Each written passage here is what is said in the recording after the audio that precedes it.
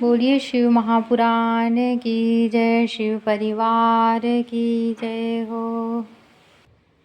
23वां अध्याय। शिव नाम की महिमा। ऋषि बोले, हे महाभाग सूत जी, आपको नमस्कार है। अब आप हमें वसम की महिमा सुनाइए तथा रुद्राक्ष का महात्म्य और शिवजी के उत्तम नाम का महात्म्य भी कहिए, जिसे सुनकर हमारा चित्त प्रसन्न हो। सूत जी बोले, ऋषियों, आप लोगों ने बड़ी उत्तम वार्ता पूछी है। आप धन्य और पवित्र और कुल के भूषण हैं, क्योंकि लोक में जिन्हें शिवजी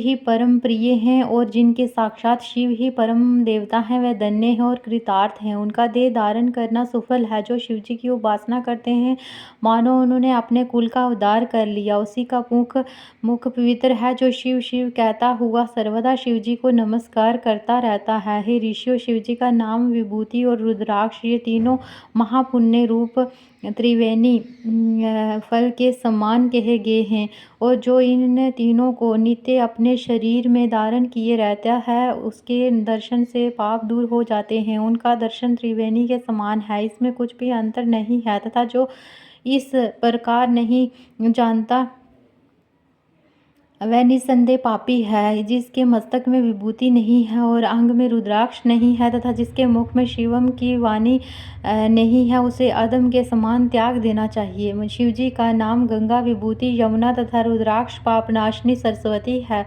और जिसके शरीर में ये तीनों हैं, ऐसे भक्त के दर्शन से त्रिवेणी के स्नान के समान फल प्राप्त होता है।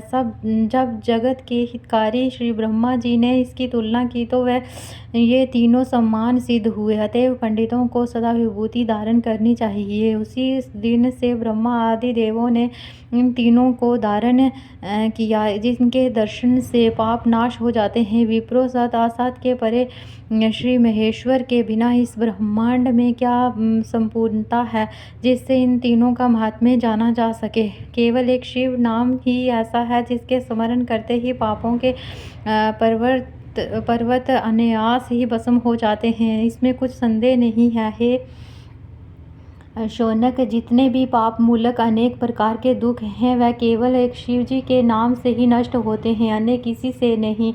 वही वैदिक, वही पुण्यात्मा, वही पंडित और वही धन्य है, जो मनुष्य इस पृथ्वी पर शिव जी के नाम जप में आसक्त रहता है। हे मुनि, जिनको शिव जी के नाम जप में विश्वास होता है, वे दिन रात उसी में लगे रहते हैं, क्योंकि शिव नाम से जितने पातक नष्ट होते हैं, संसार में मनुष्य उतने ही पाप नहीं कर सकता। शिव नाम रूपी नौका को पाकर मनुष्य संसार रूपी सागर से तर जाता है। ब्रह्मा हत्यादि अनंत पापों की राशि शिव नाम के लेते ही शीघ्र नष्ट हो जाती है। जो पाप रूपी अग्नि से पीड़ित हुए हों, उन्हें शिव नाम रूप अमृत का पान करना चाहिए, क्योंकि पाप रूप दावाग्नि से तप्त हुए को उसके बिना शांति नहीं प्राप्त होती है। मुनीश्वर, जिसकी शिव नाम में अखंडित भक्ति है, उसको मोक्ष सुलभ है, अन्य को नहीं, ऐसा मेरा विश्वास है। हे मुनीश्वरों, बहुत कहने से क्या लाभ। मैं एक ही श्लोक में कहता हूँ कि शिव नाम की महिमा संपूर्ण पापों को हरण करने वाली है। शिव नाम के प्रभाव से मनुष्य उत्तम संगति